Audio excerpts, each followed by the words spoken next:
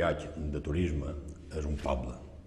Tenint en compte que aproximadament som unes 7.000 persones ja, que hi vivim tot l'any, en l'estiu passant la millor 12.000, i de segona residència, etc. I de capacitat hotelera, la veritat és que no tenim massa cosa. Aproximadament hi ha unes 1.000-1.500 places, no n'hi ha més. Però, per una altra part, tenim que és de visita obligada per el tema de les coves, tant les coves de draig com les coves dels anys.